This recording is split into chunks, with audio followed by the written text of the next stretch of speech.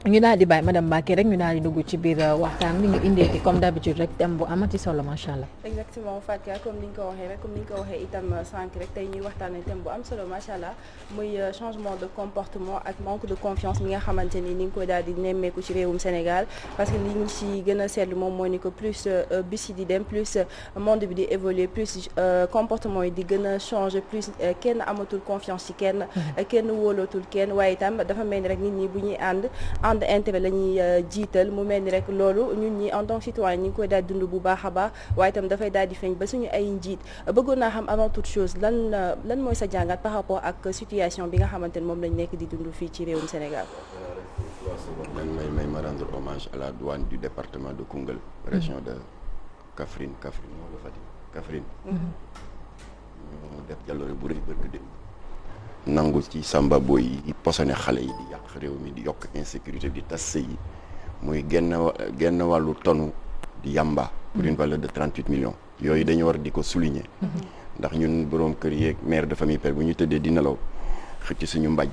taal suñu cuuraay yi ñoom ñi ngi ci àll bi di risquer seen bakken pour suñu sécurité doom kon nag yàlla leen yàlla dëgëral yàlla fay leen acte de patriotisme boobu ñu doon def ndax bu leen neexoon ñu nangu ñu ger leen ñu bàyyi mu jàll yàlla leen yàlla jàppale soxna Awa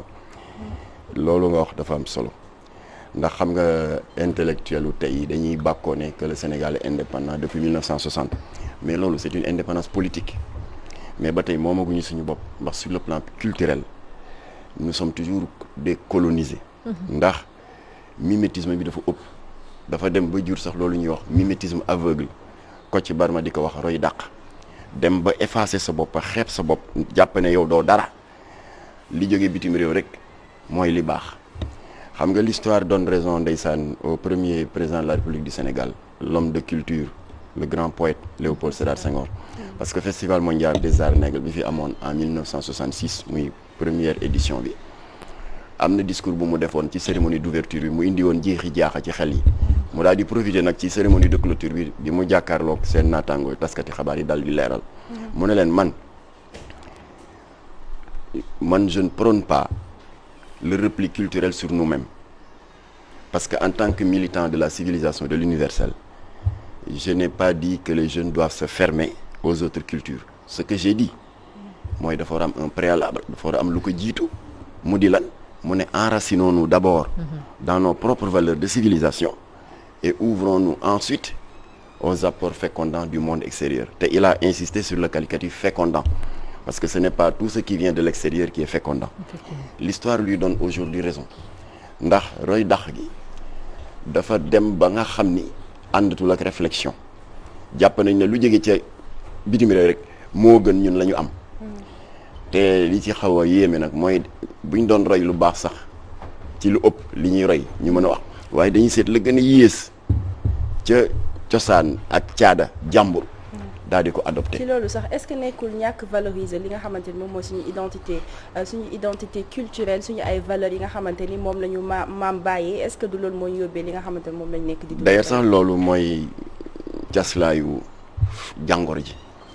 waaw ndax ñàkk fonk li fi maam yi bàyyi. maa ngi fàttaliku veillu campagne électorale bi jur alternance l'an 2000.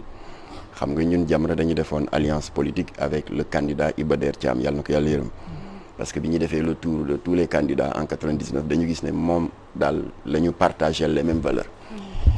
ñu ànd ak moom mook Latif na dañu tàmmoon jour bu nekk mu am thème am na benn département bu ñu demoon ñu doon développer le thème du mimétisme culturel justement Latif daal di alerter ne leen am na lu xew dans les prisons américaines comme que dañ leen di tere ñu takk ceinture parce que dañu bañ ñu di ko lonk seen baat di suicidé wu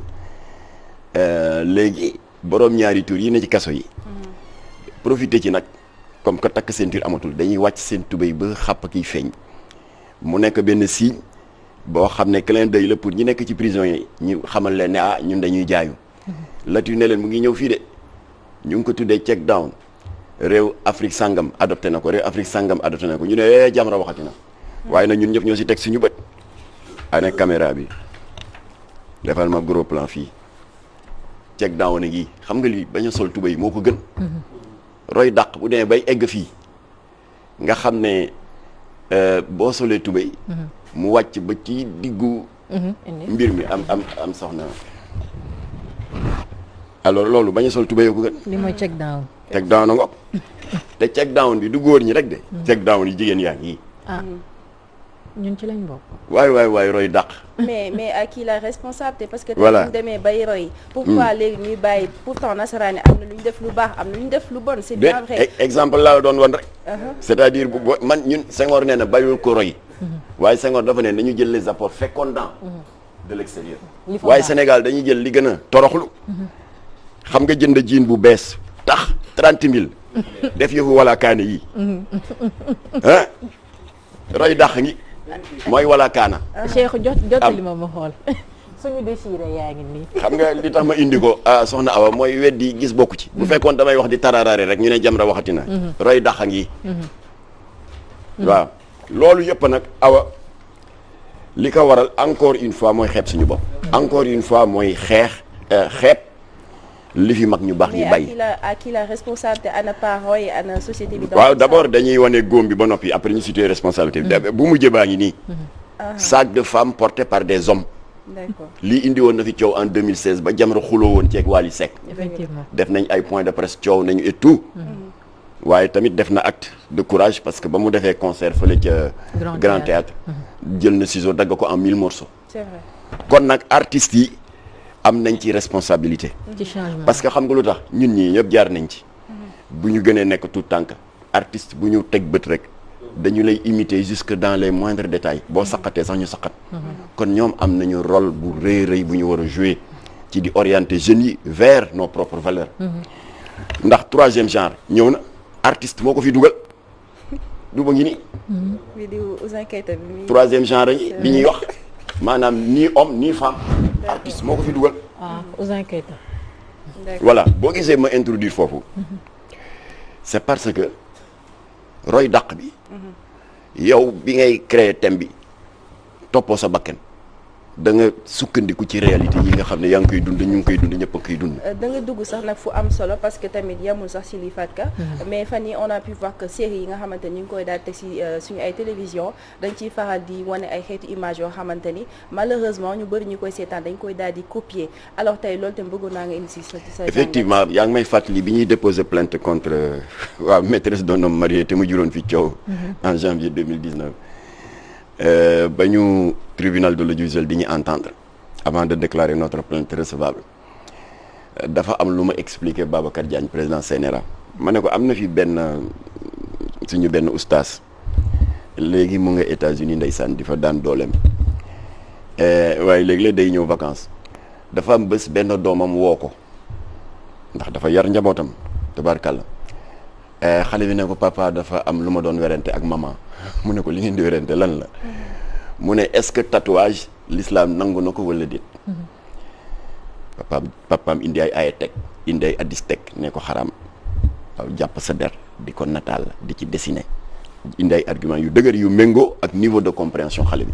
daal di ko ne wàllu tax nga laaj ma ko xam nga lu ko xale bi tontu bugguma tudd série bi daf ko ne ci série nangam sama fans bi gis naa avant bras bi yëpp daf ko tatoué benn exemple ngoog bu wane ni xale bi heureusement mu daal di am présence d'esprit daal dina xaaral ma laaj samay waajur mais am na ñu dul laajte dañuy gëm rek xuus alors kon benn exemple ngoog ci li nga wax ci série yi série yi toujours et je ne me lasserai de le citer en exemple yàlla na ko yàlla yërëm Cheikh Tidiane Diop bu daaree Kocc moom lii ay infidèle ak maîtresse d'un homme marié di taafantoloo naan yii ñuy wax on n'a rien inventé c'est les réalités de la société d'accord waaye boo jëlee kaawu Cheikh Tidiane Diop bu daaree Kocc nga jël Djibril Diop Mame Beyti nga jël ndem si yàlla Ousmane Sembène ñoom daan nañu duut baaraam les dérives de notre société les défauts de notre société waaye dañ ko doon articuler autour d'un scénario tellement intelligent que xale yi buñ ko seetaanee buñ ci jógee dañ ciy jëlee jom dañ naan lii de vraiment yàlla na si yàlla musal daal di redresser waaye série tey xale yi dañ koy seetaan jëlee ci ñàkk jom parce que série bu toog naan sama lii maa ko moom ku ma neex laa koy jox ñàkk jom nga ciy jële di ko TikTok di ko dugalaat ci réseaux sociaux voilà yi gars yi di ko foowee loolu la alors léegi nag il faut que comme ni ma ko waxee ci affaire artistes yi ñu dimbali leen yéen parce que du xabaar yi il faut que artistes yi dimbali ñu ñun les lanceurs d'alerte parce que yéen wax rek ngeen mën ñun wax rek la ñu mën moo tax dinaa ci citer quelqu'un qui fait des efforts dans ce sens léegi retraité na sax muy Khalil Gueye bi nekkoon journaliste daan animé émission bi ñuy wax génération 80 fii ci RTS dafa am bés une grande marque de tabac directeur de marketing bi moo ko seet si ne ko waaw yëg nañu ne pendant l'été puisqu'il s'est fait chaud dans les studios say émission da nga koy externaliser di ko yóbbu stade sangam te am nga benn banderole booy def en fond de scène voilà léegi dañu bëgg signanteeg yow contrat fond de scène bi nga defal ñu ci suñu cigarette bi ak suñu slogan voilà léegi nag contrepartie bi dinañ la jox aussi benn BMW bés poul boo xam ne sur le flanc dañ ciy nataal suñu cigarette loolu rek lañ la ñaan campagne bi ça va durer 6 mois bu jeexee dinañ yëkkati près de 10 millions de primes jox la ko après oto ba yaa kay moom mais xoolal cette offre aussi alléchante. lan lañ ci jublu ñoom. waaye xam nga moom waaw maanaam pour faire la promotion de cette marque de cigarette. profiter tamit que waa ji comme que il a des dizaines de milliers de jeunes yu koy suivre. alors daal di yóbbaale jeunes yu bari waaye lu mu leen tontu. dafa leen ne man de bañu ma xaalis boroom njaboot laa ñi ma yaakaar dafa bari. te maa leen ëppi bor fuuf. waaye nag dama bëgg ngeen xam ni déjà samay accoutrement am na jeunes yu bari yu ko commencé di imiter parce que effectivement Khalil Gueye était élégant da daan def karaw gi bergamote daal di ko xaji pesco daan sol ay demi bot xale yi ko fan commencé di ko imiter mu ne déjà xoolal xale yi ci mbedd mi ñu ci bari boo leen gisee ñu nga sol sama accoutrement bu ma ci boolee nag di def la publicité d'une marque de cigarette imaginez des milliers de jeunes yoo xam ne daaw ñu tux sax attan nañ ci dugg kon nag je vous remercie ci seen proposition ndax yëg la waaye daal jël leen seen xaalis seen oto ngeen dem voilà ce qu'on attend des hommes publics yi nga xam ne ils ont une lourde responsabilité ci bët yi leen xale yi teg moo tax nag maa ngi delluwaat di ñaan artistes yi yii ñuy sol yii ñuy wax ak yii ñuy def sur scène du affaire u caaxaan y a des milliers de jeunes sans réfléchir dañuy gëm rek xuus ci kon nag benn exemple ngoog ci responsabilité yi nga xam ne léegi nag état bi daf ci am responsabilité aussi Mame Makhtar mooy bala ñuy ñëw ci responsabilité état bi parce que wax nga léegi ci sérieux yooyu noonu joxe nga exemple Khalil Gueye donc foofu da ngay interpeller aussi ñun ñi nga xamante nii ñooy toog nii ci télé bi aussi muy journaliste wala animateur suñu responsabilité aussi mi ngi ci bu baax a baax malheureusement dooguma la démb rek laay seetaan ci benn télé de la xoolal li nga sol nu mu yiwee am na ay présentatrices seen dënn day wàcc ba da ngay gis genn wàllu li may bañ a tudd. dëgg la xoolal soxna Fatou Mbacké Balla Aïssa ni mu def. loolu moom Charles dañu koy tere sax nag ay sol yu ose. tiyaaba bu rëy ngeen ci am yal leen yàlla bindal yiw. amiin effectivement maa ngi doon wax ci suñu responsabilité yi ñun awa barki démb rek malheureusement maa ngi seetaan benn télé de la place ñi ngi wax ñu ngi def seen émission mais ay affaire sexe kese lañ si doon wax ay wax yu ñàkk teggi ne mais loolu noonu Mame Makhtar est-ce que nekkul tamit loo xamante nii lu askan bi bëgg la parce que ci émission boobu noonu am na ko woote daal di naqarlu loolu mais moom ba mu wootee am na ñeneen ñoo xam ne dañoo dugg di rafetlu di encourager animateur bi ci loolu nga xamante mu ngi ko doon waxal ñun lii la ñu bëgg dañoo sonn ci politique bi dañoo stressé waxal donc ñun population bi ñun tamit est-ce que am nañ ci part de responsabilité bu mag a mag. waaw dafa bës kenn ci borom série yi ñu porté plainte. CNRA dóor ko daan bu saf-saf. parce que bu leen defee ne maîtresse d'un homme marié infidèle seen daan ñëwagul rek rëcc nañu déedéet. maa ngi fàttali ne que Canal Horizon bañ ko songee CNRA arrêté na série bi mu doon confession érotique fëgg leen 3 millions d'amende maa ngi fàttali ne Kawteef bu Sen TV nga xam ne ay saaga ndey kese la. CNRA dóor na leen daan arrêté série bi ñaari épisode rek dox ñu arrêté ko maa ngi fàttali ne yéen fii Walfadjri ba ñu leen songee ak business du sexe CNRA arrêté na ko fëgg leen 5 millions d'amende voilà kon nag business infidèle ak maîtresse d'un homme marié buñ ko doon tëkkale avec les sanctions pénales ñoom dañu nekk mise en demeure lañ leen def mise en demeure ci sanction pénale mooy sursis ça veut dire moindre récidive parce que moomuñu nit ñi espace public yi ñun ñëpp a ko bokk ku ci nekk tubaab nee na votre liberté s'arrête là où commence celle des autres waaye doo jël la nga moom ba noppi la nga bokk ak ñi ñi di ko xëccoo ak ñoom alors ñoom ils sont en sursis alors kon nag baal ma nga yeesalaat ma question bi mooy li nga xamante ne mooy am ci médias yi de manière générale est-ce que nekkul li nga xam ne mooy li askan bi bëgg ñi leen di seetaan voilà alors loolu donc ba ñuy def suñu audition ci li ma la cité léegi comme exemple ca CNRA am benn producteur naan pourtant ñun nit ñi lañ ci nekkal. mu ngi nii suñuy production bu ñu jëlee version YouTube bi daal di ko mettre en ligne. gis nañu nombre de vues yi ñuy am ma ne ko déet. je vous arrête tout de suite. mu ne pourquoi ma ne ko taskati xibaar yi ki ñuy faral di surnommer l'insulteur public numéro 1. yàlla na ko yàlla féexal ndax caabi féete na ko ginnaaw depuis juróom-ñaari weer léegi. mooy Assane Diouf kan moo ko ëpp ay vues mais loolu tekkiwul ne Sénégalais yi dañu bëgg saagay ndey xam nga lan moo waral ay vues yu bari masalan soxna Awa da doon surfer rek tombé ci may waxtaan ak moom ma ne ko ah bon mu ne waaw day daggi saaga ndey soxna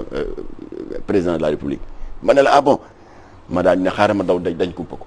man nettali ko nga dem noonu man nettali ko mu dem keneen dem loolu waral vues di bari waaye sénégalais buggul lu bon. sénégalais dañu am teggin am kersa.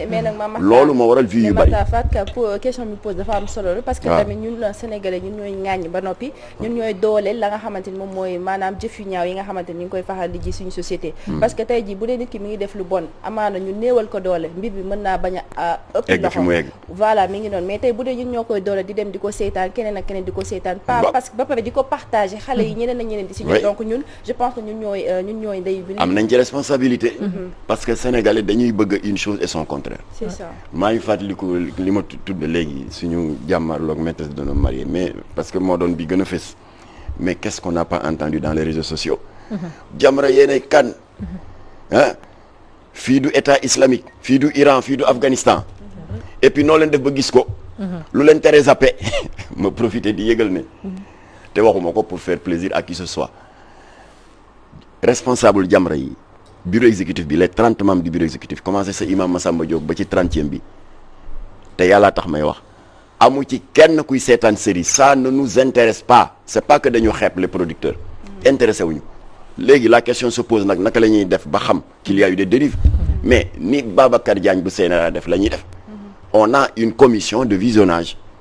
une dizaine de jeunes bénévoles am na ay jeunes étudiants ay bàjjenu gox des personnes du 3e âge ñoom ñooy suñu bët di suñu nopp bu ñu gisee lu naka su dul noonu ñu jël extrait defal ñu ko ci clé USB jox ñu ko ñu répercuté ko CNRA tam dafa am commission de visionnage noonu loo tax ñuy gis yooyu alors léegi nag yu bon yooyu y a deux possibilités di jëfee loolu Kocc Barma di wax seetaan moo dàq cim ndaje ñun mën nañ ko lan moo gën a noppale toog ne suma yoon newu ci gars yi yu ko coow rek waaye nag yàlla dafa dogal suñu borom dafa wax ci téereem bu tedd bi wattaqu fitnatan laa tusibanna lazina zalamu minkum xaasa moytu leen samay duuma yoo xam ne su ma koy dóor ci seen kaw du yom rek ci bopp ñu tooñ ñun loolu mooy suñu code de conduite alors moo tax nag baal ma question bi lan tuddee sax. mooy ñun rek suñu responsabilité face à ça mbay dina jëm sax ndax tey. daanaka tontu nga si sax noonu tey fa laa doon jëm rek ndax boo xoolee fii ci réew. baal ma alors donc ba maîtresse d'un homme marié parce que biig nelaw ñu dama war a jëm léegi ci procureur dañ fa am rendez-vous ñu doon defar benn plainte alors mooy borom ñaari tur yi di sëy ci biir jumaa ji. waaye waaye duñ ci génnee noonu de bëggoon naa tamit nga ñëw si tuuti léegi nu mu tuddati waaye ba ñu defee loolu ci maîtresse d'un homme marié lu ne dégg nañ ko effectivement après def nañ li ñu def ba ñu teg leen daan mise en demeure mooy sursis jamono di dox ba ci période yii yéen ñëpp dund ngeen ko ñu gis ay xeetu ñàkk teggin yoo xam ne foo ko natt rek weesu na ko bokk na ci scène boobu te mu am ku ñuy wax mi liiru jaan ak ndaw soosu naan journaliste la wax jupe bi ba pocc yëpp nekk ci biti di xaxataay ak tàppanteeg waa ji ñu naan déeto waay ñu daal di gis ci néegu sëy maintenant des scènes au lit wallaay c'est vrai ñu ne déeto waay ñu gis la série réewu leen ut ay acteurs góor jigéen yu émayu def ay rosa di regeju di damm loxo mais parce que ñun ba ñu songee maîtresse d'un homme marié on voyait venir léegi ba lii amee ñun ñu croyé suñu loxo rek waaye boo duggee ci réseaux sociaux yéen ñëpp gis ngeen ko waaw ana Jamra xanaa li Jamra yëgu ko ma ne bu leen ñu fontoo il faut pas vouloir une chose et son contraire lan ngeen ñu yàqul ci maîtresse d'un homme marié. ba si sa page Facebook sax. waaw koy suivre dañ la waaw si lu ne léegi nag gis ngeen ni dëkk bi yàqoo léegi. pornographie si fa lañ jëm. gars yi ne ma ne kay. ma ne ku mënoon imaginer que réewu leen dana génn ay séquences yu góor jigéen. xale yi di ko seetaan xam nga lu ñu ci jublu. loolu technicien communication yi tuddee. l'influence subliminale de l'image c'est-à-dire ñu di la woon musiba. di ko jaaree ci kaf. kex kii dama loxoom daan na yow kat yow da nga leer ñaari góor jigéen yi di waxtaan. bu yàggee xale yi. jàpp ne ndeke góor jigéen Jamra ak Walfadjri dañu rëy làmmeñ rek mais góor jigéen aayul. c'est ça le danger. mais ma tey ma daan man foofu sama question foofu lay jëm si. boo xoolee réew mi ki fiy def lu baaxul. moo gën a tekki ki fiy def lu baax. dëgg la ki fiy wax lu baax. tey kii wax lu bon wala di jëf lu bon da ngay def émission bu ñàkk fayda sax. émission bu amul benn njariñ. ay junni yaay ëpp ay sponsor. kii def émission di yeete. di wax nit ñi xamal li ma la. dëgg la tey Jamra mu ngi ci côté bee di xeex. ñii ñu ngi ci côté bee di xeex ndax képp kuy def lu baax ci réew mi rek yaa ngi jëmalal réew mi kanam. fan la problème bi ne Jamra lu muy xeex dañ ko cay xas. kuy def lu baax duñ la faale kuy def émission bu am njëriñ duñ la fa problème bi fan la ne. waaw mais xam nga jox naa la misaal léegi. xoolal ñu doon xas démb. c'est les mêmes personnes parce que xam naa leen. ñu ci opposé des amis dans Facebook. ñoo ñëw tey naan xanaa gisu leen li xew réewu leen bii indi ay scènes góor jigéen. xanaa gisu leen néegu sëy bu Sky TV. di def des scènes érotiques au lit. xanaa gisu leen avant dernier épisode infidèle dagg saaga ndey xanaa gisu leen ko ma ne gis nañ ko kay. waaw te waxu leen ci ma ne déet ba ñu daan wax da nga ñu doon kokkali. parce que lii lañ doon bañoon. waa gars yi ne waa d'accord dimbali leen ñu rek. alors loolu la waral nag démb 4 heures du matin la ñu tëdd. ndax on a 4 plaintes te bi yoon yamuñu ci CNRA. le procureur de la République va être interpellé. parce que xam nga lu tax dama gis responsable wu infidèles yi. scène bu ñaaw boobu ñu wane woon bu yàggul muy as ndaw coroom. di ko bëgg sàkku mu bëgg ko gàntal elle n'a pas trouvé mieux pour won ko nekk je ne suis pas disponible dama nekk ci sama période elle n'a pas trouvé mieux am ñàkk jom gu day ni wax jipam dugal loxo bi ci slip bi génne benn coton hygiénique imbibé de sang nee ko gis nga dama ne ci période loolu mooy xeetu dégradation de l'image de la femme la plus extrême ñàkk respecté jigéen loolu la ndax ndaw si tooñ na mboolem kuy jigéen ndax sénégalais ñàkkul jom dans leur majorité alors xam nga léegi lan la ñu tontu nee ñu waaw bon version bi daw télé Sen TV séquence boobu newu ci waaye version bay daw YouTube la ne ma di leen yëgal nag te procureur rek may dégg code pénal a aménagé nañ ko en tenant compte des nouvelles données des nouvelles technologies de l'information et de la communication na ngeen ko xam de c'est la loi 2008 du 25 janvier 2008 loi boobu nee na képp koo xam ne biral nga ci xeetu image son séquence vidéo loo xam ne dafay dégrader l'image de la femme ba pare di dammat ak di nappaaje nos valeurs culturelles et religieuses article 138 318 ak 324 code pénal dinañ ko gàll sa los sur l'attentat à la pudeur et l'outrage public la wax de aux bonnes mœurs bu yeboo public bi nga def ko ci télé classique yi wala alors awa pour dëggal loolu waa ji caabi féete ginnaaw te ma tudd ko léegi l'insulteur public numéro 1 li mu def est-ce que ci télé la ko defee YouTube ak Facebook kon procureur a ngi liggéey ci ñiy profiter di nax nit ñi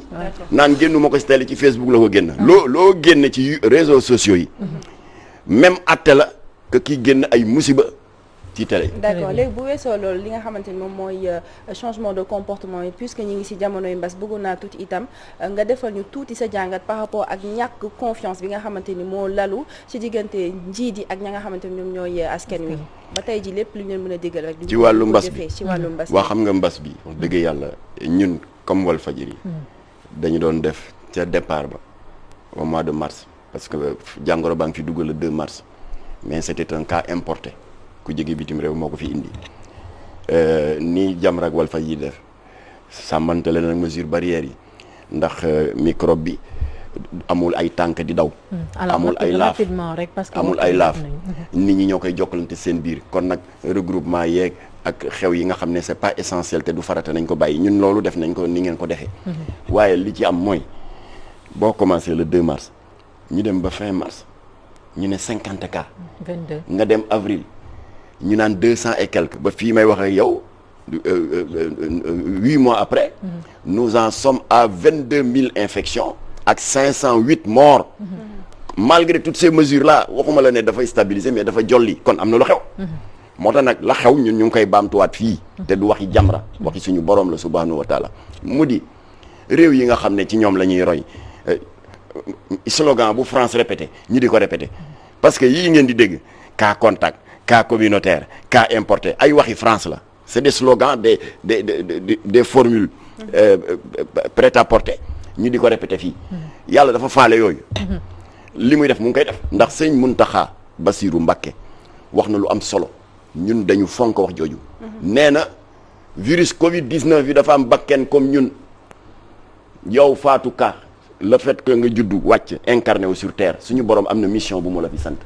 nga xam ko ak nga ñàkk koo xam am na rôle boo war a jouer sur terre balaa nga wuy ji suñu borom yàlla na yéex Covid bi yàlla daf ko yónni am na lu muy dox sëñ Muntaxa wax na ko kon nag ci gàttal tant que boolewuñu suñu borom subhanahu wa taala ci waxtaan bi tant que boolewuñu ko waxuma ne duñu faagaagal virus bi waaye dana yéex lool nañ ko ciy boole c'est très simple effectivement mooy li fi amoon en 1983 ba bekkoor bu metti ba damay tënk ba sëñ Abdou Aziz Sy dal ci kaw waa météo bàyyi leen di wax naan Sénégal tawul moo ngay taw waaye ca géej ga ndax malaaka yërmande bu ñu indee niir yi ba tiim dëkk boo xam ne ay bakkaar kese lañu tudd kon nag ba ñu ñaanee toroxlu dellu ci yàlla asamaan si ne yuréet yàlla ja fi nekkoon moo nekkaat tey fii si corona bi macha allah mu ngi noonu donc jërëjëf Mame Makhtar Gueye Jamra ñu ngi kontaan lu bu baax a baax ci wuy si bi nga ñu wuy si ak leeral yu am solo yi nga xamante ni indiloon nga ñu ko ci biir waxtaan bi Awa Koné yow itam ñu ngi lay remercier rek jox la rendez-vous mardi prochain bu baax a baax Fatou di remercier itam Mame Makhtar ci disponibilité bi vraiment ci oyoftef bi nga xamante ni accordé nañu ko di la jaajëfal itam di nuyu de passage Habibi Mbacke Balla maa ngi koy ziar bu baax a baax di la jox rendez-vous mardi prochain si yeneen seetlu yeneen thèmes yu gën a am solo incha allah waaw kon day man xam naa sama tàngatoo day lu ñaari baat rek la maa ngi ñaan état bi mu yombalal leen seen liggéey yéen yombalal suñu liggéey parce que ñun ñëpp ay lanceurs d'alerte lañ waaye wax rek la ñu mën mu di nañu dekkalaat parce que amuñu woon temps aborder ko notre véritable histoire nañu demaat à la reconquête de notre identité culturelle loolu moo ëpp solo que ñuy jël le module d'enseignement pervers et satanique de l'UNESCO di jàngal